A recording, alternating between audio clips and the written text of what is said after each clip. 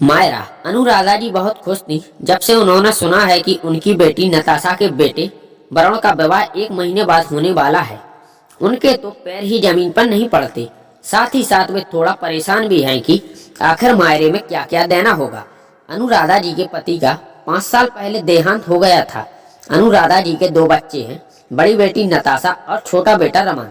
रमन नताशा से काफी छोटा था, इतना छोटा कि नताशा का बड़ा बेटा वरुण रमन से 7 साल ही छोटा है और रमन को वह मामा कम और दोस्त ज्यादा समझता है। अनुराधा जी के पति का अपना खुद का बिजनेस था, पर बिजनेस में लॉस हो जाने के कारण काफी कर्जा चढ़ गया और इस सदमे को वे झेल नहीं पाए। एक दिन अचानक वे इस दुनिया से कूच कर गए। उसके बाद जो संपत्ति थी वह सब बेचकर अनुराधा जी और रमन ने उस कर्जे को चुकाया। ले देकर सिर्फ एक मकान ही बचा है। रमन का विवाह नेहा के साथ 2 साल पहले ही हुआ है। नेहा और रमन मिलकर नौकरी करते हैं और पैसे जैसे तैसे घर का खर्च उठाते हैं, क्योंकि शादी में हुआ कर्ज भी चुकाना है। साथ ही अनुराधा जी की भी तबीयत ठीक नहीं रहती, तो दवाइयों का खर्चा भी है।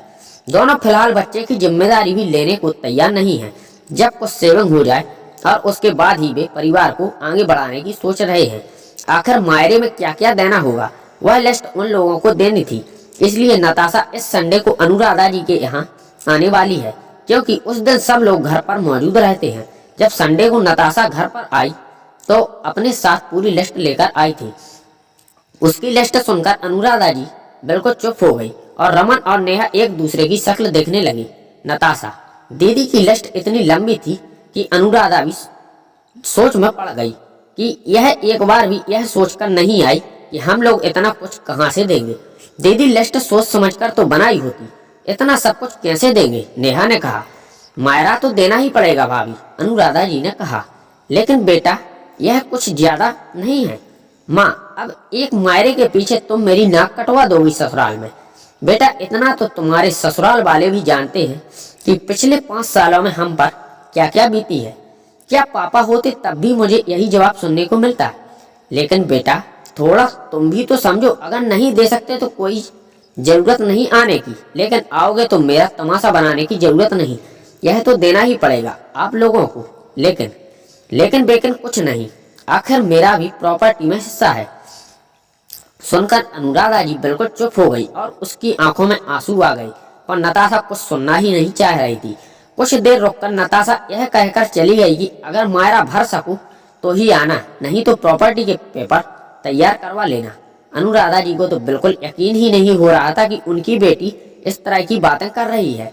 वहाँ इतनी कठोर हो गई कि उसे किसी के सुख दुख से कोई लेना देना नहीं, जबकि नताशा को तो उसके पापा ने कभी कोई कमी ही नहीं रखी। यहाँ तक कि नताशा के पति का बिजनेस भी उसके पिता की ही देन है, पर आज उनकी बेटी यह सब भूल गई। खैर शादी के 3 दिन पहले अनुराधा जी नताशा के घर पहुंची। देखा तो वहाँ नताशा के ससुराल वाले सभी मौजूद थे। जब नताशा ने अपनी माँ को वहाँ आए देखा और उसके भाई व नेहा वहाँ नहीं देखा तो पूछने लगी, अरे माँ आप अकेली आई हो, रमन और नेहा कहाँ हैं? हाँ वो दरअसल तुमने कहा था ना कि मायरा भर सको तो ही आना, नहीं तो प्रॉपर्टी के पेपर तैयार करवा लेना। यह सुनकर सब लोग अनुराधा जी व नताशा की तरफ देखने लगे, पर अनुराधा जी ने बोलना जारी रखा, तो मैं प्रॉपर्टी के पेपर तैयार करवा कर लाई हूँ और प्रॉपर्टी तो मेरे पास नहीं है। ले देकर वह घर बचा है तो सोचा तुम दोनों में बराबर बांट दूं, इसलिए पेपर तैयार करवा लाई। अब बाकी का हिसाब किताब भी कर दूं। कैसा हिसाब किताब? अरे पहले सुन तो सही। तुम्हें याद है तुम्हारे पति का जब काम नहीं चलता था तो तुम्हारे पिताजी ने उस समय तुम्हें 5 लाख रुपए बिजनेस शुरू करने के लिए दिए थे, तो वह पैसे तुम चुका दो। और हाँ रमन मेरी जिम्मेदारी अकेले ही उठा रहा है, तो जब तुम्हें प्रॉपर्टी में हिस्सेदारी चाहिए तो जिम्मेदारी में भी बराबर की हिस्सेदारी तुम्हें करनी पड़ेगी।